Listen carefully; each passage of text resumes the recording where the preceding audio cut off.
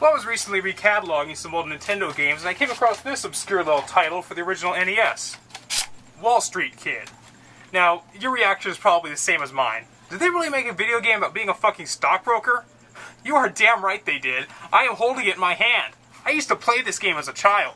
Now, when I say play, I mean that in the broadest sense of the word, because play indicates that there's some sort of enjoyment or fun to be found. But I did put it in my NES and experience it once in a while. And even over 20 years later, I am still dumbfounded by just how absolutely stupid of an idea this is. Seriously, even the name of this game sounds like a joke. Wall Street Kid. If you look at the title screen, it even looks like the kid part was added in as an afterthought. Like this is the kid edition of some obscure Wall Street comic book, like James Bond Jr. or National Geographic Kids or Screw Attack Europe. Just add in a subtitle and there you go, completely new demographic. But take a minute to look at the rest of the cover art, and ask yourself honestly, what heterosexual American male doesn't dream of being this man? Rich as fuck with a hot blonde girlfriend who adores him and posing triumphantly with all his cash against the skyline of New York City. This is like something out of a Roy Lichtenstein painting. Well, the title screen looks promising enough, it's got the cast of characters here, but they hype it up so much. Featuring Priscilla, the pricey prima donna. Is that really a selling point to this game? They love these characters so much they actually have to brag about them. Not to mention every single one of them is some sort of alliteration or pun. Doc, the bogus boat salesman. See, because he sells boats, his name was Doc. Hell, half of these characters are featured a grand total of once in the entire game, but I guess the developers are so proud to actually create a unique sprites for all of them, they just had to make sure they got their money's worth. Well, I guess it's better than the alternative of having the same generic merchant face for the entire game. Anyway, let's get started. Hello, I'm Larry, a lawyer. Hi, Larry. Employed by your distant Uncle Mr. Benedict. What the Oh, it's the lady's line, duh. So, the story goes that you're the shining example of blonde-haired, blue-eyed alpha maleness. And you stand to inherit $600 billion from your distant uncle, but first you have to prove your worth by starting out with $500,000 and investing it in the stock market. You have 1 month to double it into $1 million. Oh, that old story again? I can't count how many times this happened to me. Honestly, if video games are about living out your fantasies, this is probably one of the more plausible ones. I mean, as low as your odds are of having some billionaire distant uncle leave you a shitload of money, they're astronomical compared to going on some medieval quest or having some monster named Bert take you to a distant planet. So, fuck it, I'll go in with an open mind. Let's have some fun, let's spend some money.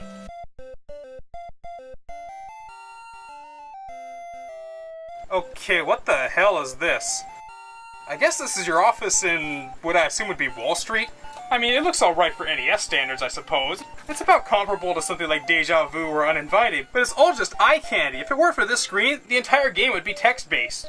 It changes occasionally based on your location, but this is the only screen where there's something to interact with. Every other screen of the game is just a static background to set the location. Oh, get used to the music too, because you're going to be hearing it the entire time.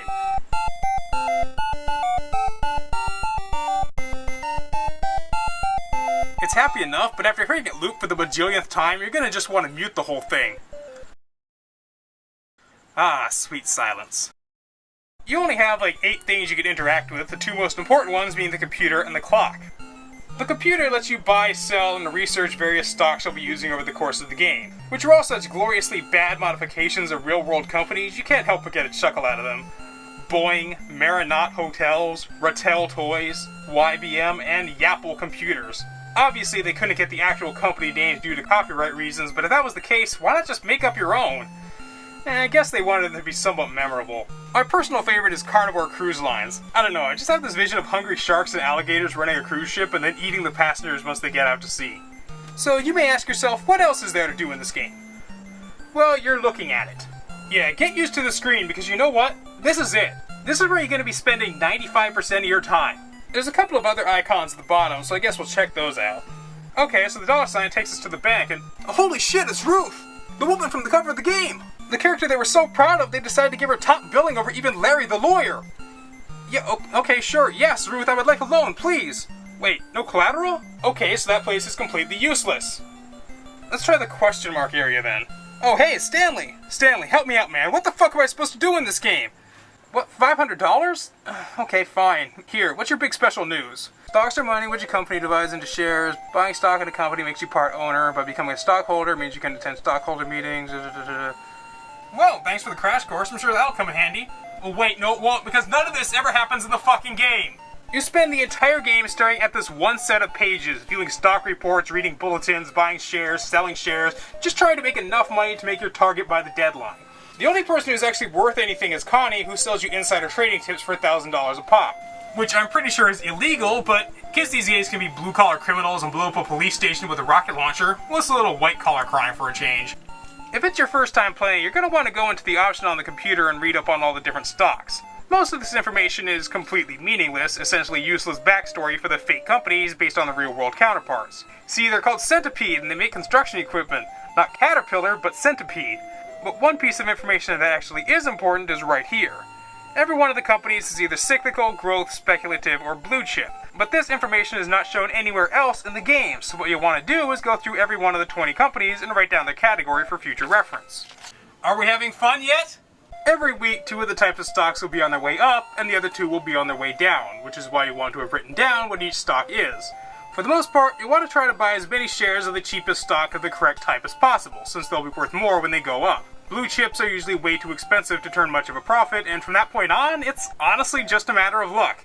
Just put all of your money in the stock you think will do the best, and wait for the next day's figures. And this is where the clock comes into play. The game uses a somewhat real-time cycle with 7 seconds equal to 15 minutes in game. But time doesn't pass when you're in a menu, so unless you're deliberately waiting for a specific time of day, it'll never become a factor. And before you ask, no, nothing ever happens at a specific time of day, so waiting around is completely pointless.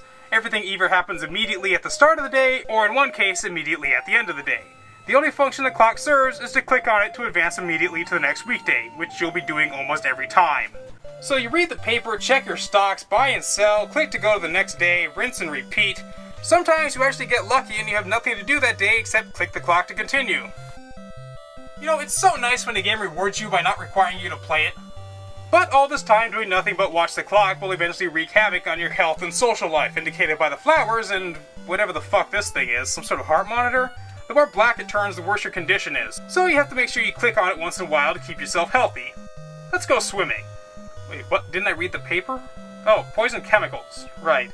Yeah, that's actually the most creative this game gets with this randomness. Occasionally there will be some sort of a crisis, like poisonous insects raiding picnic grounds or ticks infesting hiking trails, which leaves that method of exercise or entertainment unavailable for that day. Of course, it leaves the other 2 methods wide open, so if you can't do one, you just do the other.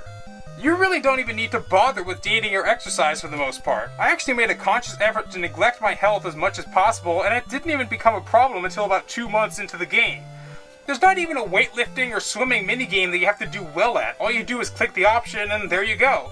This is such a pointless busywork concept, it makes me wonder why they even bothered putting it in. All it does is add padding to an already dead simple idea.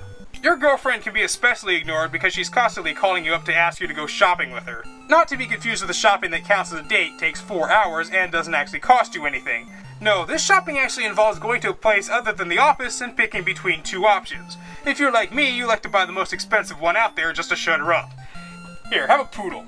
Yeah, I bought that bitch a bitch. Bitches love bitches. But even this has its share of annoyances. Priscilla wants me to buy her a car, so I think, hey, I've got $20,000 in cash on me, that should be enough, right? Wrong! When you go shopping, make sure you walk in with your pockets bulging, because every single merchant in the world demands full payment up front. I've never been to New York, but is that a common practice up there?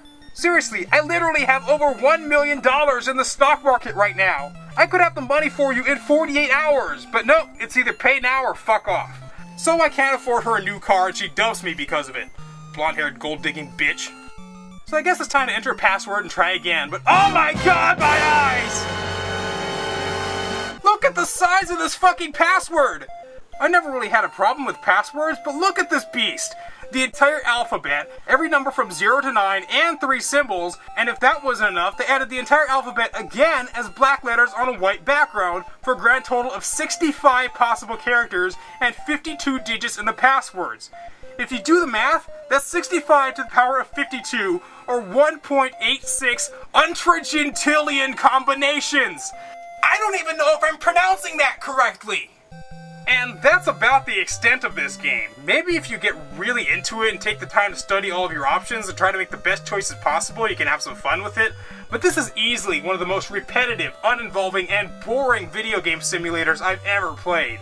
I'm not complaining that being a stockbroker is boring, it's a job like anything else. But think about it this way. You bust your ass, try the same section of the game over and over again until you finally win. You got the girl, the castle, the billions of dollars, and where does that leave you? Sitting in a bunker playing a fucking video game. Whoop-de shit. This is Zero, and I'll see you on the next broadcast from the video game bunker.